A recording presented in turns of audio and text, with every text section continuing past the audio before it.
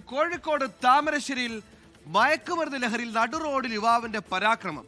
കാക്കവയൽ സ്വദേശി വട്ടപ്പറമ്പിൽ നിഷാദാണ് നാട്ടുകാർക്ക് നേരെ ഭീകരാന്തരീക്ഷം സൃഷ്ടിച്ചത്. ആക്രമണത്തിൽ ഒരാൾക്ക് പരിക്കേറ്റിട്ടുണ്ട്. ദിൽഷാദിലാണ് കോഴിക്കോട് വിവരങ്ങൾ. ദിൽഷ, എന്താണ് സംഭവിച്ചത്? ഇയാൾ ലഹരിക്കടിമയായിരുന്നോ? എന്താണ് വിവരങ്ങൾ?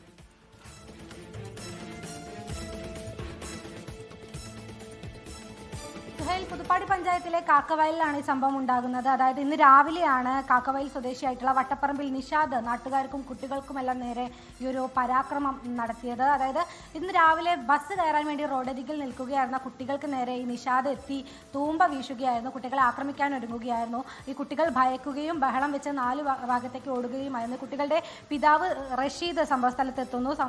ശേഷം റഷീദ് ഇത് ചോദ്യം ചെയ്യുകയായിരുന്നു. ഉടനെ തന്നെ ഈ തൂമ്പ കൊണ്ട് റഷീദിനെ അടിക്കുകയായിരുന്നു. റഷീദിന് കാര്യമായിട്ട് തന്നെ പരിക്കേറ്റിട്ടുണ്ട്. ശേഷം നാട്ടുകാരെല്ലാവരും ചേർന്ന് ഈ നിഷാദിനെ താമരശ്ശേരി താലൂക്ക് ആശുപത്രിയിൽ എത്തിച്ചു.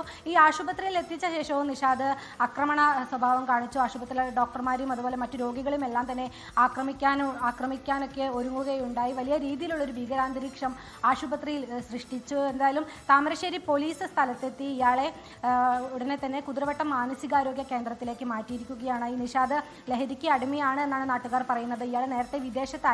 ഇപ്പോൾ നാട്ടിലെത്തിയിട്ട് വളരെ കുറച്ച് മാസങ്ങളെ ആയിട്ടുള്ളൂ. നാട്ടിലും ഇത്തരത്തിൽ MDMA ഉപയോഗിക്കുകയും അതുപോലെ വിൽപ്പന നടത്തുകയും എല്ലാം ചെയ്യുന്ന ലഹരി സംഘത്തിലെ കണ്ണിയാണ് ഈ നിഷാദ് എന്നാണ് നിലവിൽ നാട്ടുകാരിൽ നിന്നും അറിയാൻ സാധിക്കുന്നത്. സുഹൈൽ, ദിൽഷാദിലാണ് കോഴിക്കോട് വന്ന വാർത്ത വിശദാംശം നൽകിയത്.